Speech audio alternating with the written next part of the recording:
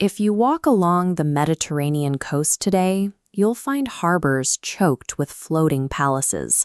Massive, multi-level superyachts squeezed together like parked cars. This concentration of wealth is crammed into a physical space that is almost mathematically impossible. At just 2 square kilometers, it's the second smallest country on Earth, yet it maintains the highest population density on the planet. Despite barely having enough room to build a full-sized airport, the economic output here is unmatched. The GDP per capita sits well over 220,000 euros, driven by a system that hasn't collected a single cent of personal income tax in over 150 years. Monaco functions as a highly exclusive luxury corporation rather than a traditional nation-state. The state's survival depends on maintaining brand exclusivity for a global elite, making its total lack of income tax the primary product it sells to the world. The Grimaldi dynasty, the family that still rules today, wasn't always flush with cash. Back in the 1850s, they lost the vast majority of their agricultural land to neighboring nations and were staring down total bankruptcy. Out of options, the state orchestrated a desperate pivot in 1856. France had recently banned gambling, so Monaco explicitly legalized it.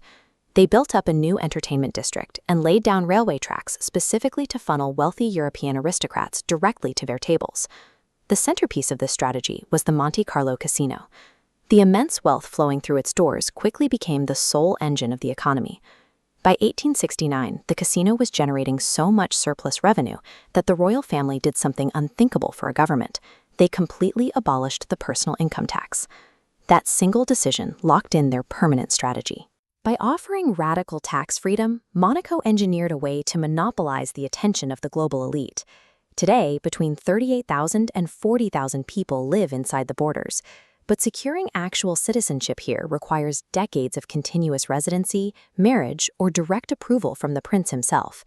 This chart illustrates the demographic divide created by those strict rules. Only about 20 to 25% of the population are actual Monegasque citizens. The rest are wealthy expats paying a premium to live inside the tax shelter. As we shift to look at property values on this map, you'll see the consequence of cramming those expats into a tiny coastline. With zero lateral room to grow, real estate prices became the highest on Earth, forcing developers to build straight up into high-rises or reclaim land directly from the state. But if property prices lock out anyone making a normal salary, who is cleaning the hotel rooms, dealing the blackjack hands, and managing the bank branches? The answer is a massive workforce that remains largely invisible. Every morning, tens of thousands of workers stream across the borders from neighboring towns in France and Italy to keep it running, and every evening they leave. Monaco's economy functions by outsourcing the housing, healthcare, and spatial needs of its working class to the countries right next door. To keep those high-paying expats invested, the state rigorously curates an aura of prestige.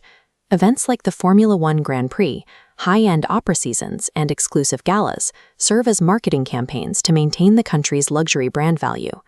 That pristine brand has faced challenges. For years, international watchdogs criticized the local banking sector's extreme secrecy, as well as the origins of deposited capital. In response, the government has tightened its financial regulations to protect the corporate image from permanent damage. Currently, under the administration of Prince Albert II, the state is shifting its narrative again. The government is heavily funding ecological activism and marketing its new land reclamation projects as miracles of sustainable engineering. These sports, cultural, and green initiatives are calculated components of a brand management strategy designed to assure the global elite that their money is parked in a reputable, modern institution. As a corporate operation, Monaco is a success. By combining a unique geographical choke point, tax optimization, and brand execution, a patch of land smaller than Central Park commands outsized global influence. But the cost of that success is steep social inequality. The environment it fosters is hyper-commercialized, lacks a native middle class, and remains inaccessible to anyone outside the highest echelons of wealth. It leaves us looking at this coastline and wondering, is this a blueprint for strategic survival, or a quiet warning about what happens when a society is built entirely around extreme capital concentration?